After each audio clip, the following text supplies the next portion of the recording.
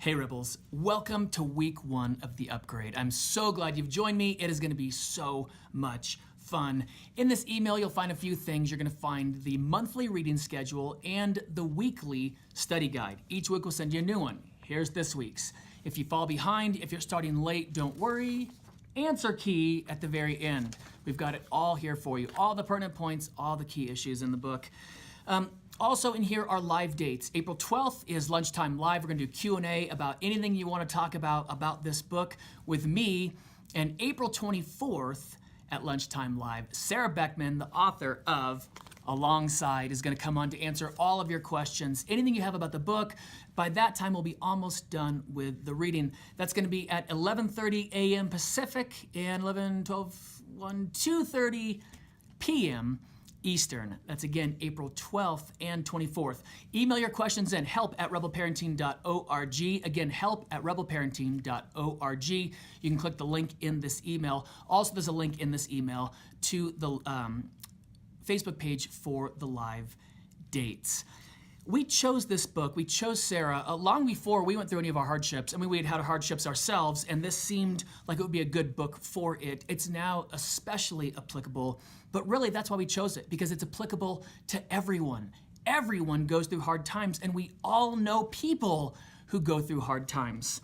We know the people that go through a cancer diagnosis. What? That's the first one on here.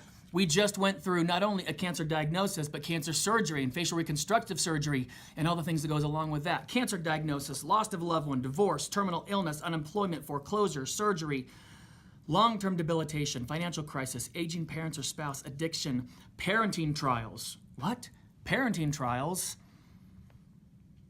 We've got a good friend going through parenting trials right now. They're doing the best they can, and a neighbor is giving them grief for their decisions. A neighbor that has no business saying anything. They're going through parenting trials. We all can understand that. This book, it spoke to us so deeply. Let me read you a little piece from the foreword. It's by Michelle Cushet. She wrote, Undone, a story of making peace with an unexpected life. This is a little piece in the beginning and the end. Now that spoke to me, and I think it will to you. When I first met Kate, she was already knee-deep in crisis. She showed up in the Tuesday night Bible study I led, Bible in hand and scarf on her head. She'd recently moved with her husband from out of state and was anxious to find a circle of new friends. I felt a near instant kinship at our meeting, her sweet spirit and sincere faith drawing me to her like a moth to a light. After hearing her story, a story thick with the diagnosis and grim prognosis of pancreatic cancer, I determined to find ways to help. Problem was, I didn't know what to do. Sound familiar? You ever get in a situation where someone tells you something and you just think, I don't know what to do? I knew how to lead a Bible study, but how do you help a woman with cancer? What do you say to someone who might not live? You pray, of course. You always pray. But I wanted to do more, something tangible to ease her suffering. But the only thing I could think to do was cook. It's the one thing I do when I don't know what to do. So when Kate mentioned in passing that she craved bread during her constant cancer treatments, I set out to make the best bread she had ever had. Pancreatic cancer is brutal to the body and the digestive system in particular, but homemade bread, she couldn't get enough of it. Let me read this one piece from the close of the foreword.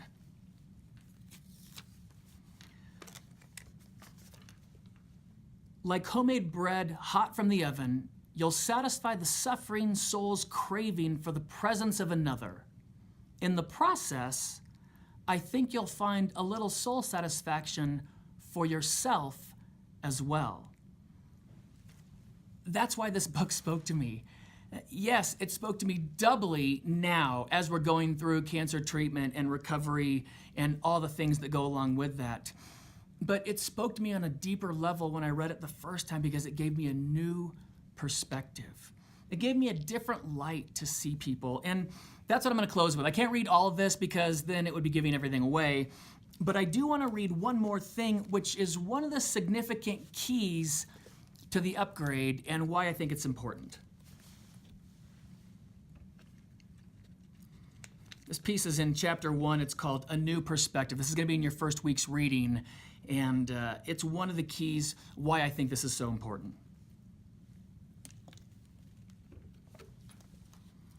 As you begin to look at your friend in trial through this new lens, one solely focused on them, there are several key considerations to bear in mind. First, try not to let your own feelings cloud the picture. Hear me when I say this is a hard road to navigate. We want to help others, but often we can't see past our own grief, our desire to be in the know, or our need to be appreciated. In the process, we forget we are reaching out to help someone who is not operating at full capacity or in a sound frame of mind. If you focus on the feelings of the person facing trial more than your own, you will be off to a great start. Second, give lots of grace, especially to the person who's directly facing the trial. Crisis can make people irrational. Emotions tend to run high. You probably need to look no further than your own family to remember a time when someone said or did something offensive in a time of trial. Forgiveness and understanding are in order. Oh, and not being offended by everything. It's not about you. Listen, I'm reading that to myself as much as I am to you. It's a new perspective. And in my training, in what we do, there's another word for this, and it's called designifying your stuff. And this is why I think the Rebel Upgrade is so important. Yes, by going through this month and reading alongside with us and asking questions and getting answers and having some mentoring and talking to the author, you're going to have so many more tools to help those in crisis. And as we go through this month, if you can concentrate, kind of focus on that new perspective, on designifying ourselves and focusing on the other person, that applies to all areas of life. It applies to parenting and to marriage and to all areas of life. When it's 2 a.m, your kid comes in, he goes to your wife's side of the bed and he says, I have a tummy ache. And your wife says, go see your dad. And immediately you think, what? I have a presentation in the morning. You know this. What do you mean go to your dad? You get up. You've got nothing going on tomorrow. That's not designifying your stuff. That's not living the Ephesians way. That's not what the Rebel parenting philosophy is, or the Rebel marriage philosophy is.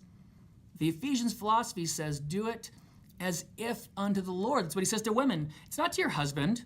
It's as if unto the Lord. It's an act of worship. For husbands, at 2 a.m, it's laying your life down for your wife and children like Christ did for the church. It is an act of sacrifice. And when you can take yourself out of the picture, when you can designify yourself, you become instantly present to the needs of another person, and you can actually do ministry. You can help right then and there, because it's not about you anymore, your feelings or what you know or what you think. It's about the other person and what you can do for them. I know it's a stretch for a lot of people. You're thinking, that's kind of a stretch, Ryan. I get it. Just think about it. Ponder it this week, and I will see you on Friday with my weekly wrap-up. I am so excited for this week. I'm so excited for this month and this year. The upgrade is going to change your life. I'll see you on Friday.